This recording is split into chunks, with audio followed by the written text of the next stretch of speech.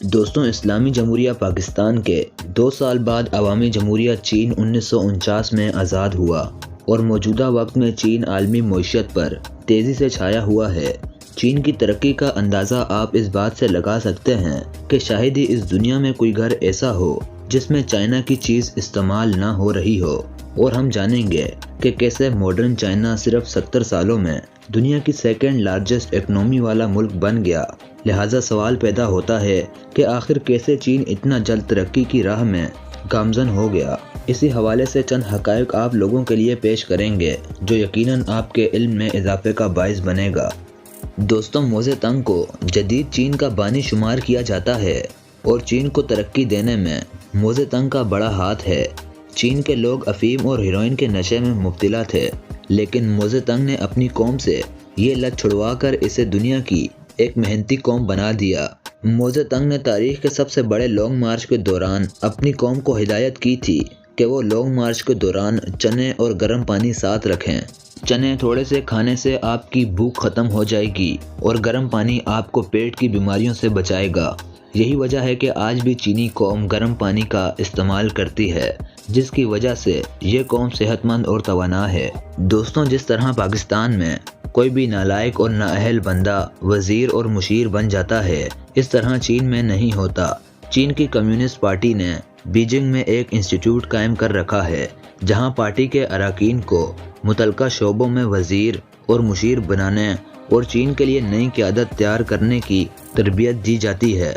तरबियत मुकम्मल होने के बाद इनको एक सर्टिफिकेट से नवाजा जाता है। लेकिन अगर किसी शख्स के पास इस इंस्टीट्यूट का सर्टिफिकेट ना हो तो उसे वज़ीर या मुशीर बनने के काबिल नहीं समझा जाता। यहाँ तक कि चीन के आने वाले सदर को 5 साल पहले ही सदर बनने की तरबियत दी जाती है।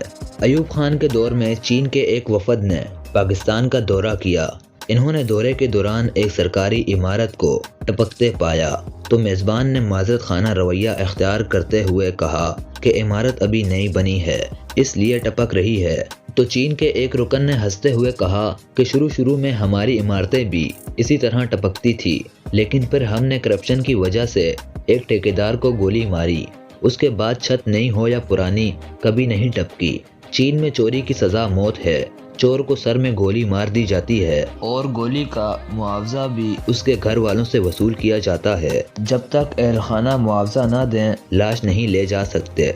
चीनी लोगों का एक कौल है कि अगर आप 1 साल की मंसूबा बंदी करना चाहते हैं तो मकई लगाएं, अगर आप 10 साल की मंसूबा बंदी करना चाहते हैं तो दरख्त लगाएं, और अगर आप सदियों की मंसूबा बंदी करना चाहते हैं तो लोगों की तरबियत करें और तालीम दें।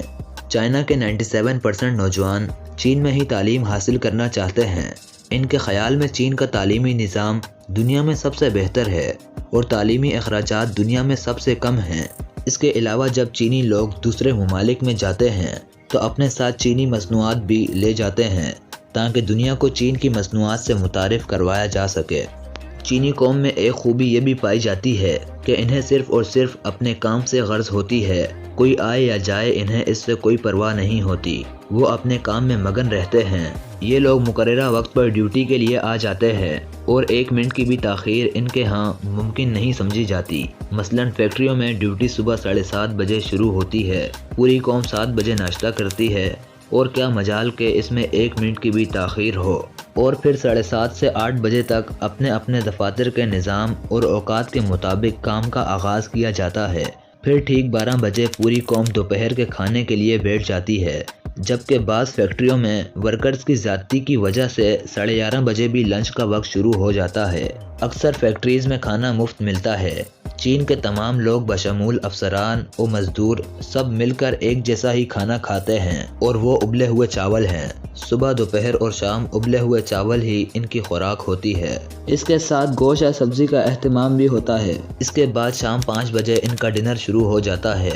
गर्मी हो या सर्दी, बहार हो या ख़ज़ां, इनके यही औकात हैं। इस सब को देखते हुए तारीखदानों ने इस कौम की तरक्की का राज इनकी अनथक मेहनत और अपने काम के साथ मुखलिस होना पाया है। चीन में इस वक्त 50,000 मल्टीनेशनल कंपनियां काम कर रही है, जिनमें से 35,000 तो सिर्फ शंघाई में हैं। हुकूमत की तरफ से भी इस मामले में हमारे मुल्कों के मुकाबले में खासी सहूलत है। वो टैक्स ज़रूर लेते हैं, मगर इतना जालमाना निज़ाम नहीं, कम से कम बिजली बंद नहीं होती। हुकूमत के पास बेपनाह पैसा है। पूरे मुल्क में अब सड़कों का जाल बिछ चुका है और हर तरफ हाईवेज हैं जिन पर ट्रैफिक हर वक्त रवां दवां रहती है।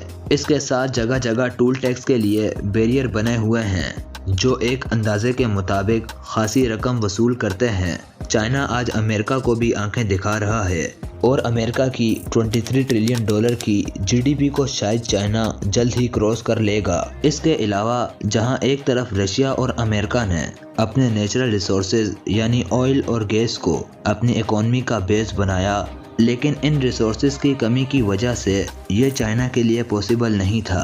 दोस्तों, रिचर्ड निक्सन जो कि अमेरिका के सदर रह चुके हैं, इन्होंने 1972 में चाइना का दौरा किया और इस दौरान चीनी सदर जॉन लाई से मिले और इन्हें एक तस्वीर दिखाई जिसमें जॉन लाई अपने घर के लॉन में बैठकर अखबार पढ़ रहे थे और इस तस्वीर में अखबार की लिखाई और हेडिंग भी साफ वाज़ेह नज़र आ रही थी।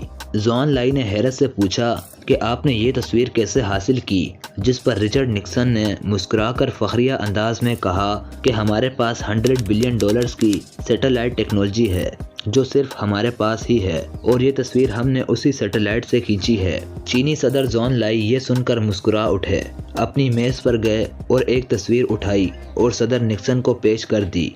इस तस्वीर में सदर निक्सन व्हाइट हाउस में बैठकर CIA की कॉन्फिडेंशियल फाइल पढ़ रहे थे। ये तस्वीर देखकर अमेरिकन सदर हैरान हो गया और उसने पूछा कि आपने ये तस्वीर कैसे खींची। तो चीनी सदर ने जवाब दिया कि आपने जो काम $100 बिलियन की टेक्नोलॉजी से किया वही काम हमने सिर्फ $100 में किया। इस हैरानकुन बात पर सदर निक्सन ने वजाहत मांगी तो जॉन लाई ने कहा कि हमने व्हाइट हाउस में एक मुलाजिम को $100 देकर ये तस्वीर हासिल की है। और चीनी सदर ने यह भी कहा कि वो दिन भी दूर नहीं है कि जिस कुर्सी पर अमेरिकन सदर बैठा है उस कुर्सी के नीचे भी मेड इन चाइना लिखा होगा। दोस्तों, इसके अलावा ये बात भी गौर करने की है कि इतना बड़ा मुल्क जिसकी आबादी 1 अरब से ज़ायद हो, इनके लिए बुनियादी सहूलतें मुहैया करना कोई मामूली बात नहीं है। दोस्तों, चाइना ने मुआशी सूरत हाल को भांपते हुए सबसे पहले एग्रीकल्चर के शोबे को चुना। चाइना जानता था कि भूख व अफलास के खात्मे के लिए रोजी रोटी का बुनियादी मसला हल करना होगा, जिसके लिए हुकूमत ने ज़राअत में जिद्दत लाने के लिए एग्रीकल्चर फार्मिंग का रुझान मुतारिफ करवाया और इस काम के लिए दुनिया भर के ज़राअत माहिरीन मदऊ किए। यूँ शोबा ज़राअत में फार्मिंग के अमल से कुछ ही वक्त में न सिर्फ मुल्क में दरपेश खुराक की कमी पूरी हो गई, बल्कि ज़राअत मुल्की ज़र मुबादला का बेहतरीन ज़रिया बन गई। मुल्की पहिया हरकत में आने के बाद चाइना ने कमर्शियल इंडस्ट्री पर तवज्जो देना शुरू किया तो कॉटन की पैदावार में बेहद इजाफा हो गया, जिससे टेक्सटाइल इंडस्ट्री का पहिया हरकत में आ गया। किसानों को जदीद ज़र्री मशीनरी से मुतारिफ करने के लिए वोकेशनल ट्रेनिंग इंस्टीट्यूट कायम किए गए। लोगों को रोज़गार देने के लिए दही इलाकों में मिनी प्रोडक्शन यूनिट्स बनाए गए, जहां ज़र्री आलात, बच्चों के खिलौने और स्मार्ट फर्नीचर के काम का आगाज़ किया गया। चीन में इस तरीक़ेकार से GDP 13% से बढ़कर 30% तक पहुंच गई और मुल्क तरक्की पजीर ममालिक की सफ में खड़ा होने लगा। 1990 में चाइना ने साउथ कोरिया और जापान को अपनी ज़मीन और सस्ती लेबर ऑफर की ताकि वो चीन में जदीद टेक्नोलॉजी की यूनिट्स लगा सके, क्योंकि चाइना जानता था कि इसके पास अपने लोगों को टेक्नोलॉजी की दुनिया में लाने का इससे बेहतर और कोई रास्ता नहीं था, जिसमें वो खातिर ख्वाह कामयाब हो रहा था और अभी तक कामयाब हो रहा है। जी तो प्यारे दोस्तों, ये थी हमारी आज की वीडियो और अगर वीडियो इन्फॉर्मेटिव लगी हो तो वीडियो को लाइक और हमारे YouTube चैनल AU को सब्सक्राइब करके बेल आइकन को प्रेस करना मत भूलें। हम मिलते हैं किसी और मज़ेदार टॉपिक के साथ। अल्लाह हाफिज़।